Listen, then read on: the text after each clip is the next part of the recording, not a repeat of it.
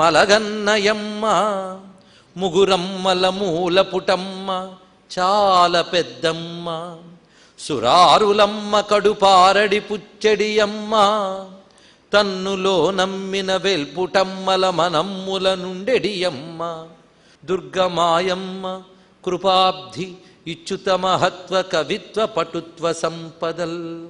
ఆయాం తం చండికా దృష్ట్వా తత్సైన్యమతి భీషణం.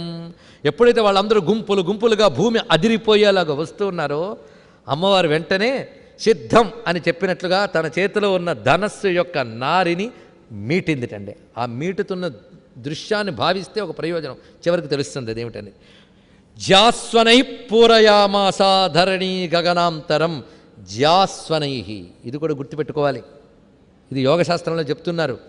మన యొక్క వెన్నే ధనుస్సు, దాని సాగే శ్వాసరూపమైనటువంటి కొండలనే నారి అది మీటడం అనే సాధన చేయగానే ధ్వనించే నాదంతో నీకు నభోంతరాలు నిండిపోతున్నాయి. మూలాధారం నుంచి సహస్రారం వరకు ఉన్న శరీరం అంతా ప్రకంపిస్తోంది అమ్మవారి యొక్క దివ్య చైతన్యంతో. అది జరిగిందా? అసుర సంహారం ఎలా జరుగుతుందో చూడండి ఇక్కడ మొత్తం. ఎప్పుడైతే ఈ విధంగా ఇదొక ధ్వని వచ్చింది, ఎన్ని ధ్వనులు పెరిగిపోయి చూడండి. అంత ధ్వనులు అంటే మంత్రనాదములు, మంత్రానుష్ఠానం నాదములు. ఇంకా చెప్పాలి నాదానుసంధాన స్థితిని వర్ణిస్తున్నాడు. మొత్తం ధ్వనిపూరితం చేసేస్తున్నాడు ఇక్కడంతా కూడా. అందుకే ఈ ఘట్టాన్ని మనం ధ్యానిస్తూ వెళుతూ ఉంటే మనలో ఈ భూమికలన్నీ సాక్షాత్కరిస్తాయి. ఒక ధ్వని ఏమిటి? చాపజ్యానిస్వనం. రెండవది తత సింహో మహానాదమతీవ కృతవాన్ నృపా. మన భగవాన్ సింహము ఒక్కసారి నాదం చేసిందిట. ఘంటాస్వనేన తన్నాదం అంబికాచోపబృంహయేత్. ఏం ఘంట మోగించిందో కానీ ఇప్పటి వరకు వచ్చినటువంటి ధ్వనులు ఈ ఘంటానాదం వల్ల మరింత ఎక్కువైపోయాట. ఘంటతో మరింత ఎక్కువ చేసింది. ఇప్పుడు మొత్తం నాదములన్నీ మళ్ళీ ఒక దగ్గరికి చూపిస్తున్నాడు. ఇవన్నీ కూడా ఎందుకు ఋషి చెప్తున్నాడంటే ఈ నాదాలు మనం భావించగలిగితే ఒక శక్తి ఉంది. ఇవన్నీ కూడా దివ్య నాదశక్తులు, శబ్దశక్తులు. నాదం మంత్రం, మంత్రం నాదం, మంత్రానుసంధానం. ఆ శబ్దస్వరూపాన్ని ఇక్కడ చూపిస్తున్నాడు మొత్తం. ధనుర్జ్యా సింహ ఘంటానాం నాదపూరిత దింగ్ముఖ నినాదైర్భీషణైకాళీ జిగ్గే విస్తారితానన. ఇప్పుడు మొత్తం ధనుర్జ్యా సింహ ఘంటానాం 3 నాదములుంటే వీడికి మరో నాదం కలిసిందిటండి. ఏమిటంటే ఆ ముందు నోరు తెచ్చు కూర్చుంది కదా, ఆవిడ మధ్యలో గర్జిస్తోందట, అట్టహాసం చేస్తోందట కాళీదేవి. అది కూడా కలిసిపోతుంది ఇక్కడ. ఈ విధంగా ఉంటూ ఉంటే మొత్తానికి వీళ్ళు విజృంభించి వస్తున్నారు. ఈ నాదములున్నాయి. అప్పుడు ఆ చూస్తూ ఉన్నట్టు దేవతల పైనుంచి, వాళ్ళ పైనుంచి చూడడానికి చూస్తూ దండం పెడుతున్నారు అమ్మవారిని. ఆ సమయంలో ఆ దేవతల్లోంచి ఒక్కొక్క శక్తి బయటకు వస్తుంది. ఇది చూడండి, ఈ వస్తున్న శక్తుల్ని దర్శిద్దాం. నిజంగా ఈ ఘట్టంలో వచ్చిన అమ్మలు ఇంకెక్కడ రారండి మిగిలిన 2 చరిత్రల్లో. ఏతస్మిన్నంతరే భూప వినాశాయ సురద్విషాం భవాయామర సింహానామతి వీర్యబలాన్వితా. వచ్చింది మామూలు దేవతల శక్తులు కాదు, దేవతల్లో సింహం లాంటి వాళ్ళు. అంటే దేవతా ముఖ్యులు. ముఖ్యుల్ని చెప్పుకుంటే అందరిని చెప్పుకున్నట్టు కదండి. ఒక పెద్ద అని పిలిస్తే వాడి వెనకాల సైన్యం అలాగూ వస్తుంది, పరివారం.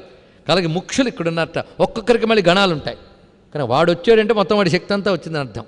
అలా ఒక్కడ చూస్తున్నటువంటి దేవతల్లో ఒక్కొక్కరి నుంచి శక్తి వచ్చింది. అది ఎవరి సంకల్పం? ఆ దేవతా సంకల్పమా? కాదు. ఆ దేవతల్లో శక్తిగా ఉన్న ఈ దేవత ఇక్కడుందే, ఆవిడ లాగింది ఒక్కొక్కరి నుంచి. తనదైన శక్తే అక్కడుంది, ఇంతవరకు లాగింది బయటికి. ఇక్కడ వాళ్ళకి తెలియకుండానే దేవతల నుంచి వస్తూ ఉన్న శక్తులు. ఆ వస్తున్న శక్తులను మనం పరిశీలిద్దాం. ఈ శక్తులు సామాన్యం కాదు. ఈ ప్రపంచాన్ని నడుపుతున్న అమ్మలు వాళ్ళు. వాళ్ళకి ఎప్పుడూ ఒకటైపోయారు, మాతృకలు. ప్రపంచాన్ని నడుపుతున్న అమ్మలు. మొత్తానికి ఆ వచ్చినటువంటి శక్తులు చూడండి. బ్రహ్మ ఈశ గుహ విష్ణూనాం తత ఇంద్రస్య చ శక్తయః యస్య దేవస్య యద్రూపం యథాభూషణ వాహనం తద్వదేవ హి తచ్చక్తిరసురాన్యుద్ధుమాయయౌ.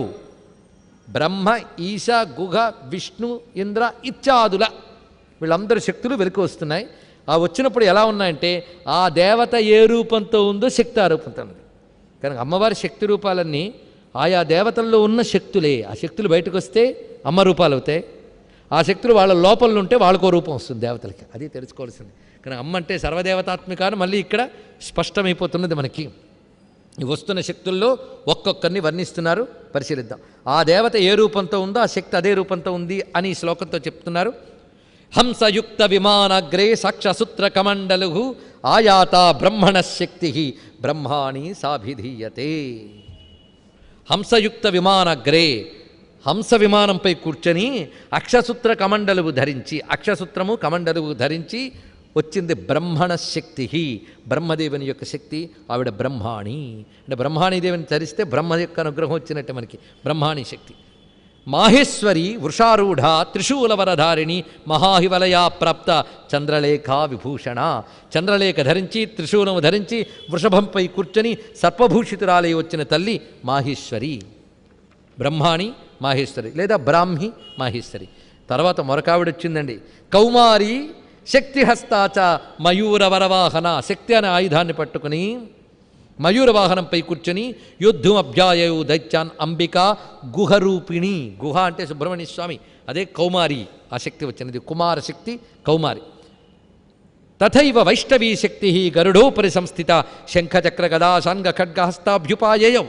శంఖము చక్రము గదా శాంగము మొదలైనవి ధరించి నీలమేఘశ్యామ కాంతితో గరుడ వాహనంపై కూర్చుని వచ్చినటువంటి తల్లి వైష్ణవీదేవి. యజ్ఞవారాహమతులం రూపం యా బిభ్రతో హరే శక్తిశాప్యాయయౌ తత్ర వారాహీం బిభ్రతీతను. తర్వాత వచ్చినటువంటి తల్లి ఐదవ తల్లి, ఐదే కదా, పంచమీ పంచభూతేషి పంచసంక్షోపచారిణి. ఆ తల్లి చాలా ముఖ్యమైన తల్లి అండి. ఆవిడ యజ్ఞవారాహం అది చూపిస్తున్నాడు. యత్రోద్ధత క్షితితలోద్ధరణాయ బిభ్రత్ క్రౌడీం తనుం సకల యజ్ఞమయీం అనంత అని భాగవతం వర్ణిస్తోంది. సకల యజ్ఞమయ స్వరూపం అది, ఆ రూపంతో వచ్చినది. ఆ వచ్చిన స్వరూపం వారాహి. ఇవన్నీ తత్వములు రేపు ఎలాగో చెప్పుకుంటాం మనం, మళ్ళీ వీళ్ళందరినీ తలంచుకోవాలి. ఈ వారాహి రూపంతో వచ్చినటువంటిది. నారసింహి, నారసింహి దేవత వచ్చింది ఇక్కడ. నృసింహస్య బిభ్రతి సదృశం వపు ప్రాప్త తత్ర సటాక్షేప క్షిప్త నక్షత్ర సంహతి. ఆ వస్తు జూలు విదిలించుకుంటూ వచ్చింది సింహవదనంతో నారసింహి. ఆ వచ్చినప్పుడు జూలు విదిలింపుకి నక్షత్రాలు రాలిపడుతున్నాడు అక్కడి నుంచి. అలా ఉంది ఆ స్వరూపం ఇక్కడ వర్ణిస్తూ చూపిస్తున్నాడు. ఇక్కడ భావించినప్పుడు ఈ నారసింహినే మనం ఉపాసనలో ఉగ్రదేవతైన ప్రత్యంగిరాదేవిగా కూడా భావిస్తున్నాం. సింహముఖితో ఉంటుంది. లోకరక్షణ కోసం, అధర్మ శిక్షణ కోసం, ధర్మరక్షణ కోసం ఈ తల్లిని ప్రార్థించండి. ఎందుకంటే ఎప్పుడు గుర్తుపెట్టుకోవాల్సింది ఏంటంటే, ధర్మ విరుద్ధము కానీ ఇతరుల హింస కోరని స్వార్థం మాత్రమే అమ్మ దగ్గర అడగచ్చు. లేదా జగత్తుకు ఉపకారం కలిగించుతూ నీ ధర్మాన్ని రక్షించడం కోసం ధర్మశత్రువుల్ని నశింపజేయమని అడగడం కూడా తప్పులేదు. జగతాముపకారకం. అందుకే ఈ మధ్యకాలంలో మనకి తత్వదృష్టి ఇత్యాదులతో అనుసంధానం చేశారు శంకర భగవత్పాదులు వారు. ఒకప్పుడు రకరకాల ఉపాసనలు రకరకాలవి మొత్తం చిల్లరగా అయిపోయింది హిందూ మతం. క్షుద్రోపాసనలు ఇవి చాలా చేరిపోయాయి. తత్వం తెలియక గొప్ప గొప్ప విద్యలు కూడా వామాచారపరంగా అయిపోయాయి.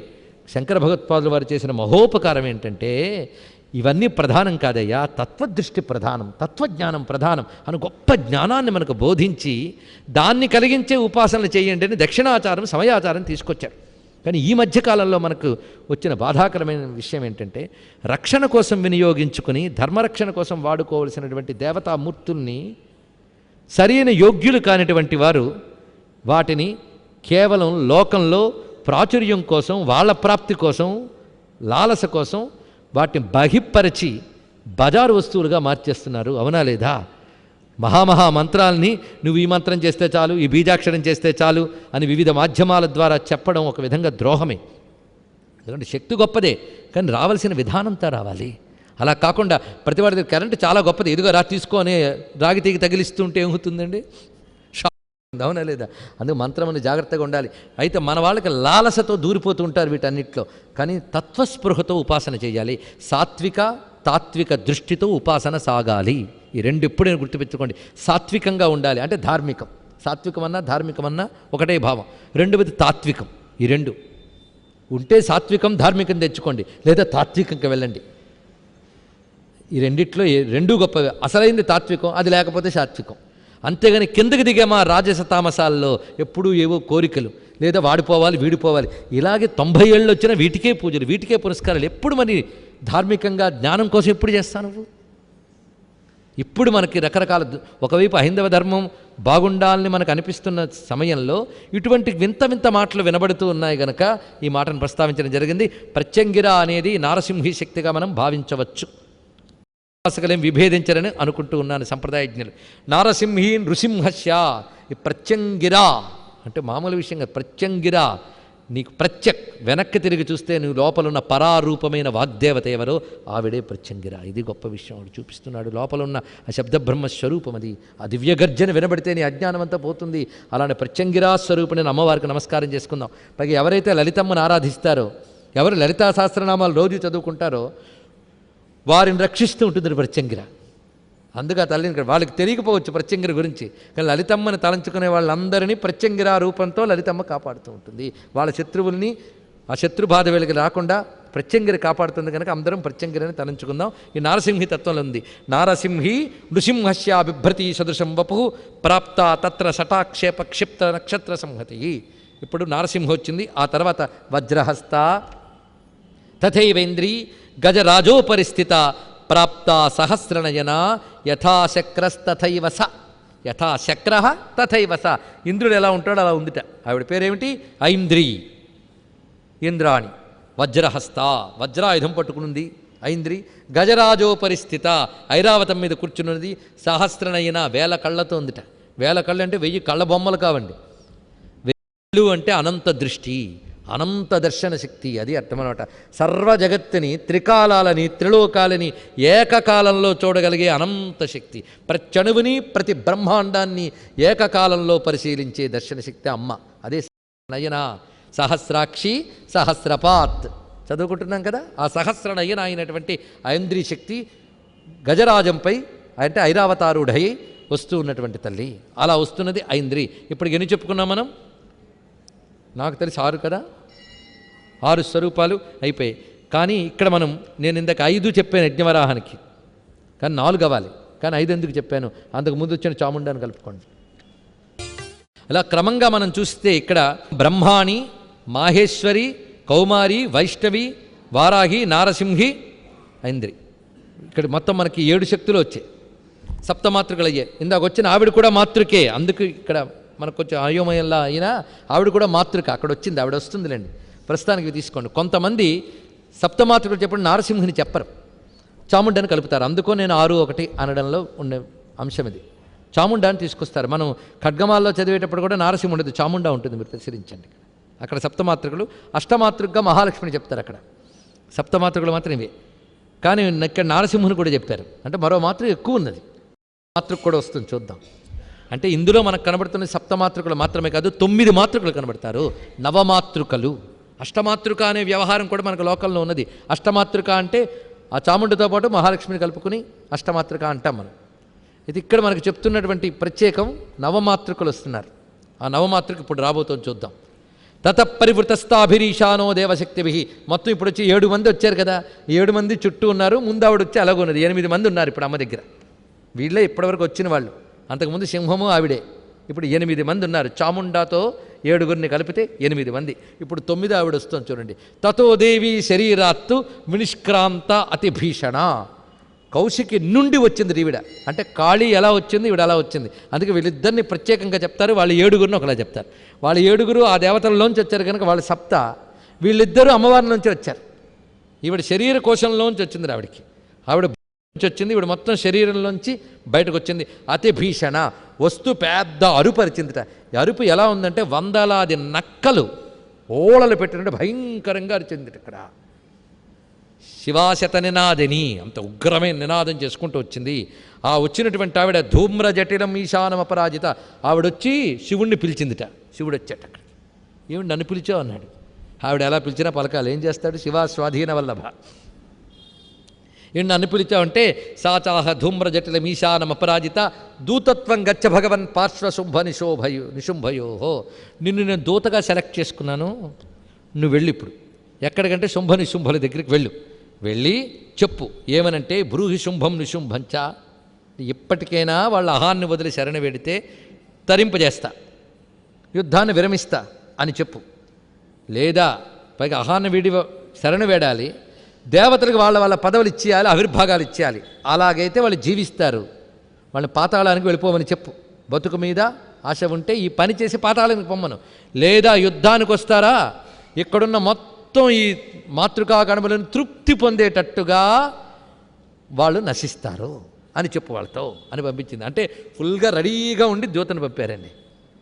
దూతగా బయలుదేరాడు. ఈయనకు అదొక పెద్ద పని. ఇలా దూతగా వెళ్ళడానికి అలవాటే. నమో దూతాయ చ ప్రహితాయ చ. ఇప్పుడు ఇలా వచ్చాడు, రామాయణంలో హనుమంతుడికి వచ్చాడు ఈయన గారే.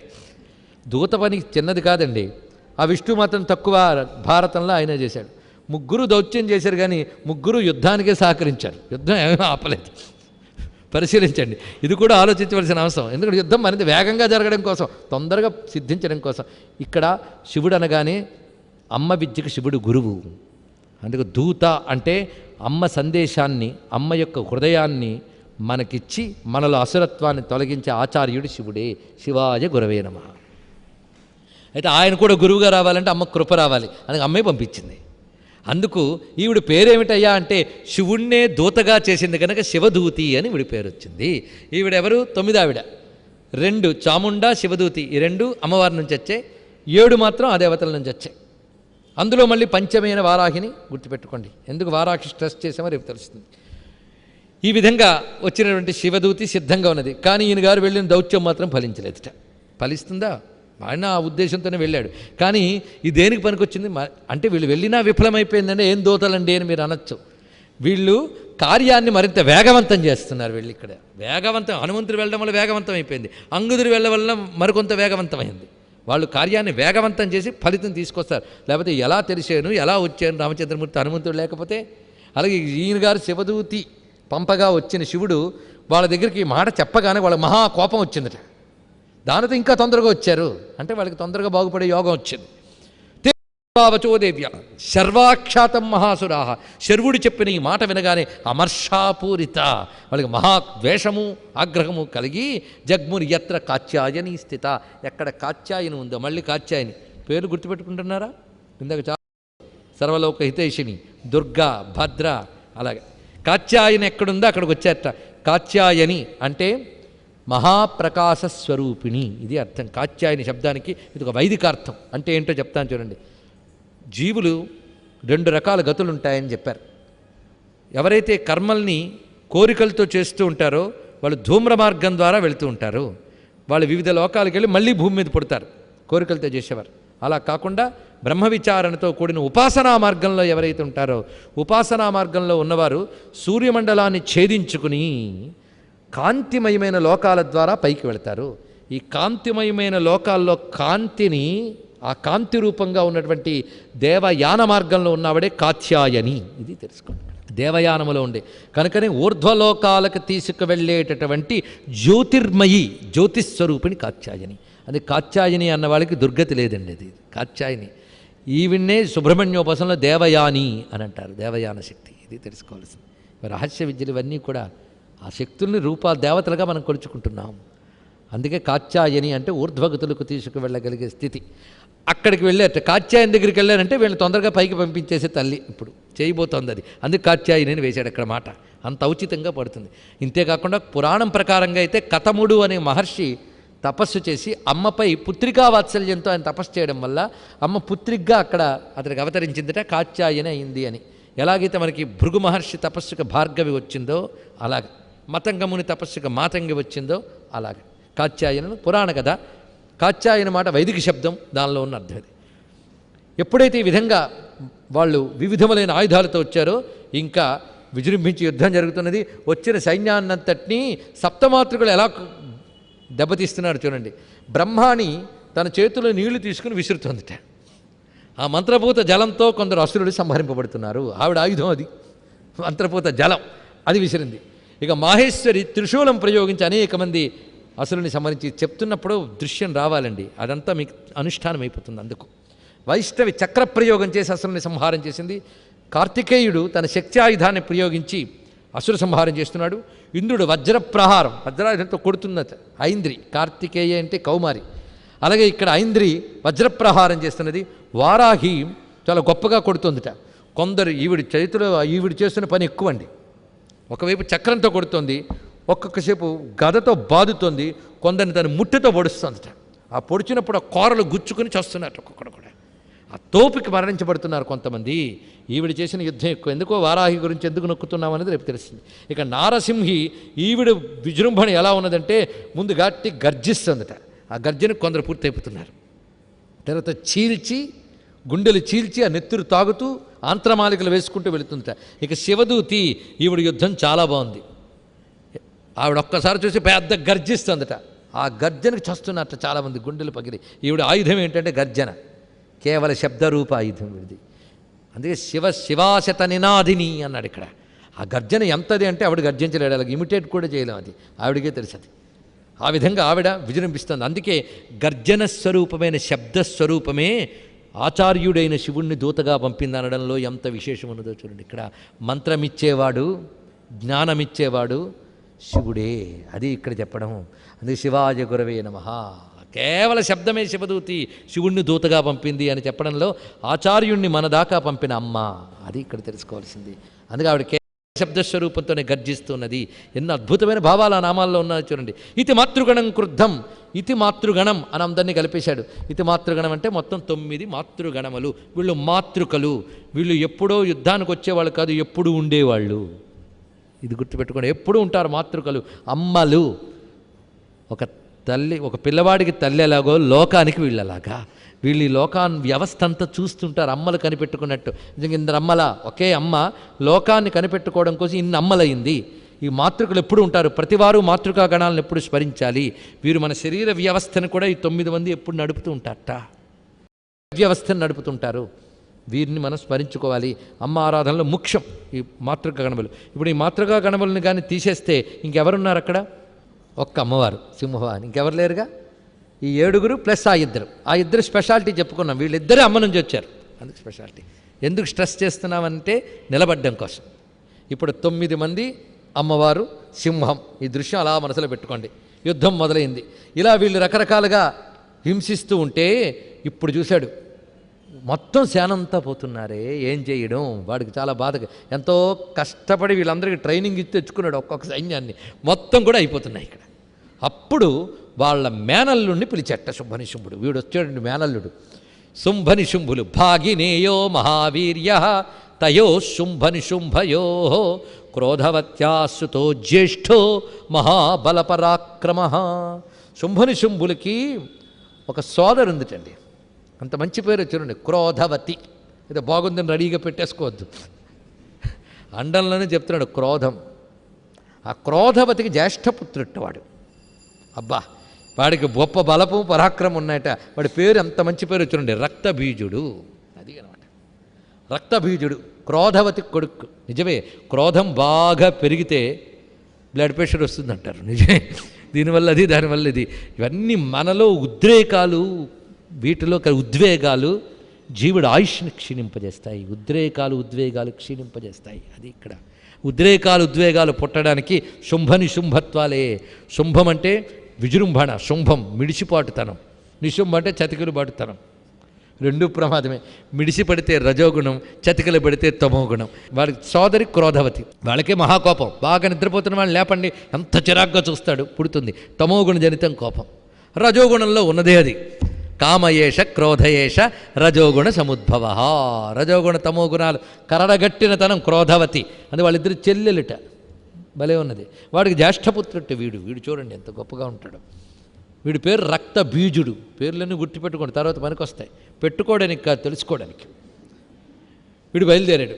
వీడికున్న స్పెషాలిటీ ఏమిటంటే, ఎందుకు వచ్చిన వాళ్ళందరూ తెచ్చుకున్న సైన్యం అంతా చస్తోంది కనుక వీడిని ఒక్కడిని తెచ్చుకున్నారు. వీడు ఒక్కడు చాలట. ఎందుకంటే రక్తబిందుర్యదా భూమౌ పతత్యస్య శరీరతః సముత్పతతి మేదిన్యాస్తత్ప్రమాణస్తదాసురః. ఒక రక్తబిందువు పడితే మళ్ళీ వాడంతటి రాక్షసుడు మళ్ళీ తయారవుతాడు అందులోంచి. అది వాడుకున్న స్పెషాలిటీ. అందుకొచ్చే రక్తబీజుడు. ప్రతి బిందువు బీజమే మరో రక్తబీజుడు పుట్టడానికి. మళ్ళీ వాడిని కొడితే వాడి నుంచి వచ్చిన రక్త బిందువుల నుంచి మళ్ళీ పుడతాట. ఎంతమందిని సృష్టించవచ్చో దీన్ని బట్టి చూడండి. ఈ రక్తబీజుడు తయారయ్యాడు. వాడు రాగానే మళ్ళీ సప్తమాతృకులు వెళ్ళేట. ప్రతివాడు కొట్టడం, రక్తం పడడం, మళ్ళీ పుట్టడం. మొత్తం ఈ మాతృకులు, సప్తమాతృకులు ఏమీ చేయలేకపోయే వీళ్ళని. నిజానికి అష్టమాతృకులు ఏమీ చేయలేకపోయారు.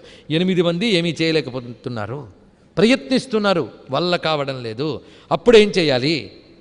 తతో భభాషిరేణ్యోన్యం దివి దేవా విమానగా. పైనున్న దేవతలు చూస్తూ ఉన్నారే, వాళ్ళకి హడలు పుట్టిందిట. ఇప్పుడు ఏం చేయడం? ఇలాంటి రాక్షసుడు ఇంతవరకు కని విని ఎరగము, వీడు ఎలా నశిస్తాడా అని అనుకుంటూ ఉంటే దేవతలు విషణ్ణులైపోయారు. ఎంతో ఆశతో ఇంతవరకు విజయం మందే అనిపిస్తున్న వాళ్ళకి రక్తబీజుడు ప్రవేశంతో ఆశలు అడుగుంటిపోయాయి. భయం ఆక్రమించింది. చూస్తుంది అమ్మవారు వాళ్ళ భయాన్ని. నేనుండే భయం రా అనుకుని ఆవిడ పిలిచిందిట. ఎవరిని వచ్చారండి? తాన్ విషణ్ణాన్ సురాం దృష్ట్వా చండికా ప్రాహ సత్వరా. ఆవిడ వేగంగా పిలిచింది. ఎవరినంటే ఉవాచ కాళీం, కాళీని పిలిచింది ఈవిడ్ని. ఆ మొదట వచ్చిన ఆవిడ ఇప్పుడు కూడా పనికి వచ్చిందండి. చాముండే విస్తీర్ణం వదనం కురు. మళ్ళీ ఈవిడ విజృంభించాలి ఇక్కడ. ఈవిడ విజృంభిస్తేనే అసలు పని. చాముండే విస్తీర్ణం వదనం కురు, నోరు తెరవు, నీకు పని పడింది ఇప్పుడు. వీడు రక్త బిందువు నేల మీద పడే లోపల నువ్వు తాగే. నీకు తాగగలిగినంత నోరుంది, నాలుగుంది, నీకేం పోయి సిద్ధం. రక్త బిందువులు ఎలా పడితే నేను కొడుతూ ఉంటా, రక్తం వస్తూ ఉంటుంది, తాగే అని వెంటనే ఇప్పుడు అమ్మవారు యుద్ధానికి వెళ్ళారు రక్తబీజుడి మీదకి. శస్త్రప్రహారములు అస్త్రములు వేసినప్పుడు వాడి నుంచి వస్తున్న నెత్తురు ప్రతి చుక్కని కూడా పానం చేసింది. పరిచిందట నాలికని, తెరచిందట నోటిని, పడిన ప్రతి చుక్కని లోపలికి లాగేసింది. ఇంకా